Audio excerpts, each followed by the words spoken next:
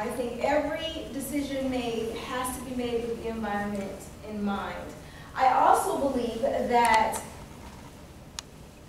every decision should be fiscally sound. We just had a vote this past Thursday for another rate increase, yet another. And I'm at that meeting and I'm thinking, this meeting lasted an hour. I don't know how you make those decisions within an hour time frame, and actually only maybe 15 minutes was given for the budget, because we did go through each agenda item. I really believe that more has to happen. There has to be more research involved in every decision that's made, be it fiscally or for the environment. As well as I do believe that as a representative, that means you represent the people. And I really do believe I am your advocate. And I think that our voice in District 3 has gone long enough unheard, as well as unacknowledged. And so that is my main reason. Am I qualified? Yes, I am very qualified. Currently, I work at a law firm, Clorissti and Overholtz, so I understand research. Previously, before I moved back to Pensacola, which, by the way, I've always lived in District 3 when I lived in Pensacola. I grew up in District 3, and after deciding to start my family, I moved right back to District 3. This is where I am raising my family. I worked on Capitol Hill. I started out working for Congressman Lincoln Evans. Then I went to Congressman Pete Peterson out of Florida, and then the final congressman I worked for was Donald Payne out of New Jersey. So I understand policy and I understand how to apply it. So oversight for ECUA, I got this. I have 3 children. I'm about to be an empty nester. My baby, this is her senior year, so it's time for me to step up and do more things in my community, so I am ready. And I just believe that anything that affects our ratepayer, anything that affects citizens, and that's all of us, we need to be a part of that decision making. And that is so drastically missing from the CUA. First of all, we have meetings at 2 o'clock. Who in here can get to a 2 o'clock meeting in Ellison Industrial Park? Me running for office, I bust my behind every month to make it there, because it's just not a convenient time of day, as well as where it is on the outskirts of the city, so not many people can make it there, depending on where you live and work. So I think something needs to be done about that as well. So I really want to entertain questions from anyone.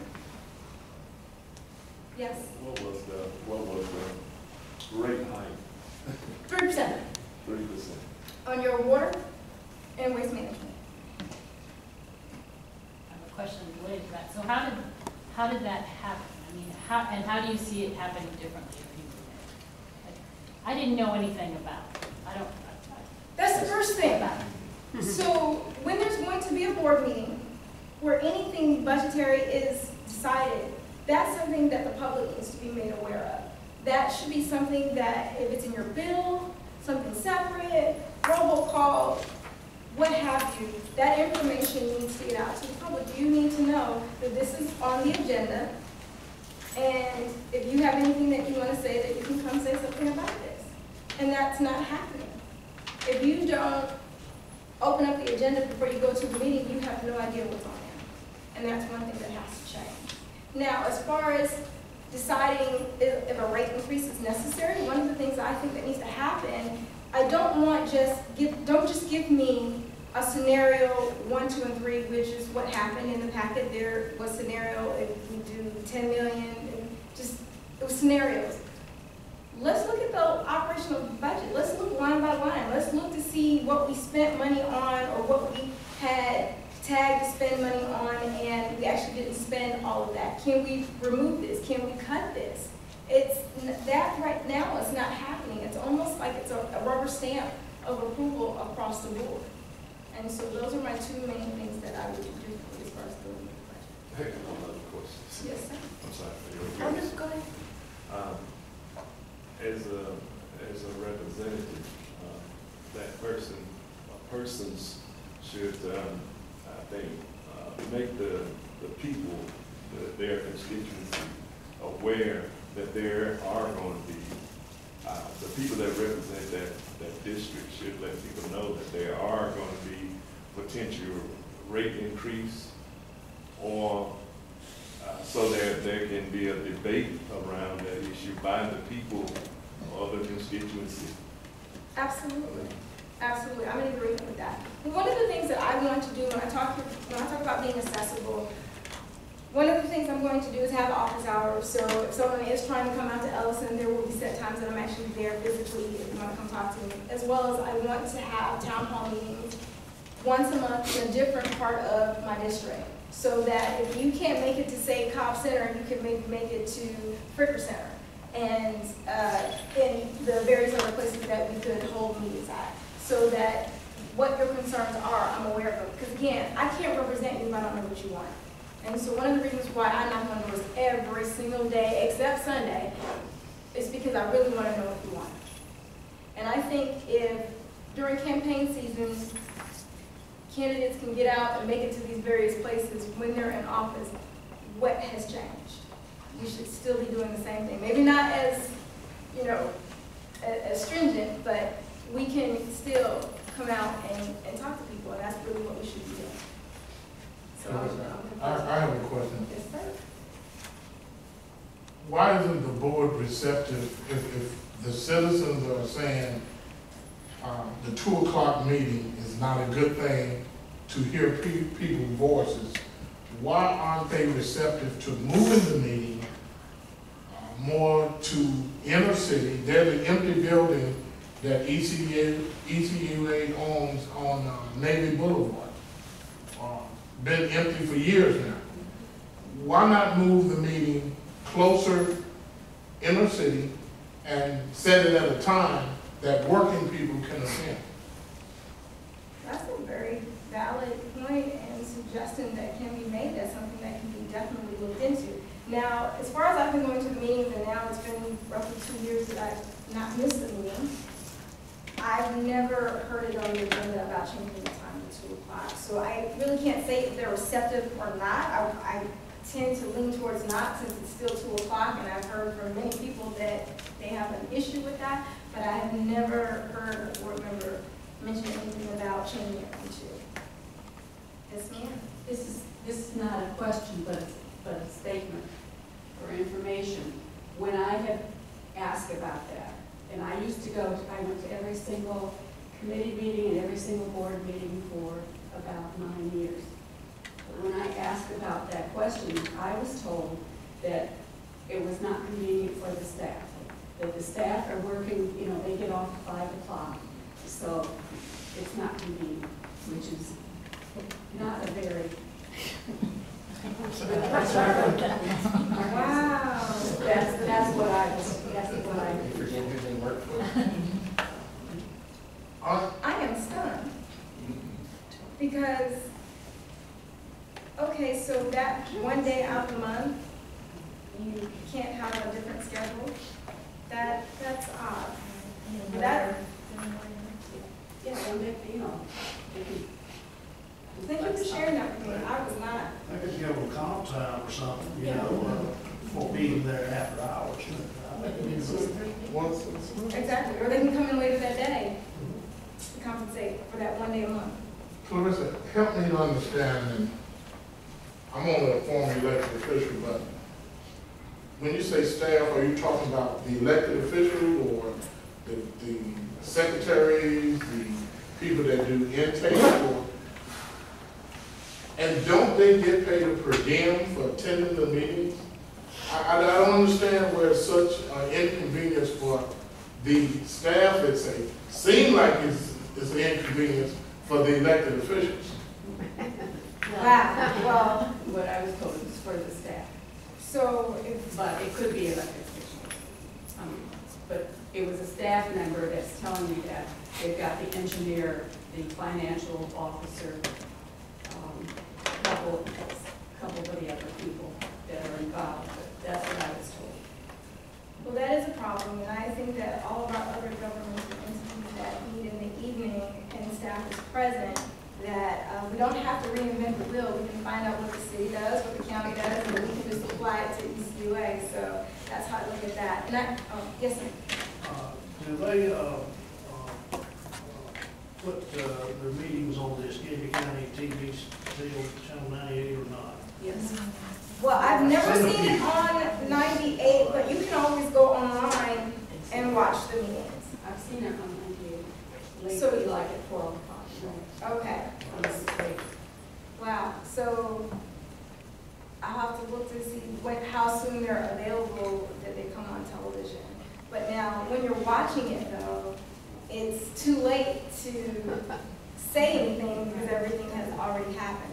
And let me say something else. When I talk about rate increases and budgets and making changes, District 3 is the poorest district in the county.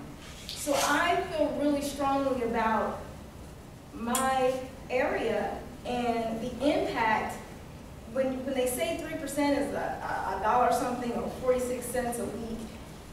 Well, if you've had it for 13 years in a row, that adds up. And if you're already barely making it to your next paycheck, or if you're retired and on a fixed income, making it through your month barely, then that 46 cents, that dollar and change, that makes a difference. Yes, ma'am. How is it, the rate increase done? How is it done? Is it done every 5 years, every 10 years, or what? It's yearly. It's yearly? Yes, they do. They go over the budget every year and decide if they're going to make any changes, increase or decrease. And looking at what's been done, if you look at the last 13 years of budgets, there has been an increase. Yes, ma'am. Yes, as a representative for District 3, how would you address, research, ensure that the poor infrastructure within District 3 would be upgraded, whereas it has not been upgraded in over 17 years, to my understanding, and streets are being paved over a dilapidated infrastructure. So how would you address the fact that you have a dilapidated infrastructure, but yet they are paving over it, so the airflow within the sewer infrastructure is even getting poorer? Whereas we know that there needs to be a certain amount of airflow in order for the sewage to flow through the pipes. I've lived in District 3 for 55 years. And I know that the infrastructure within District 3 is very poor. And homes, mostly in District 3, are built up off the ground, where they're building now on the ground.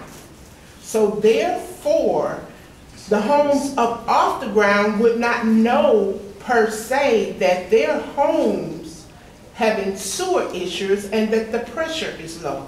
But for homes that are on the ground and a person who is aware of the flow of the sewage, how would you ensure that District 3 infrastructure is upgraded? And if a lawyer who represents the board says, do not talk to anyone in reference to this, but yet you represent the people, how would you address that?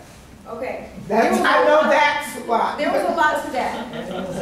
Okay, so I'm going to take this in parts. First and foremost, as a representative and as someone who wants to advocate for you, we got to get to the bottom. We got to start. We got to get to the foundation of that. So, one, as far as the failing infrastructure, here's the thing: we live in the oldest settlement. There's going to be some problems. They're still finding clay pipes, so we already know that problem exists.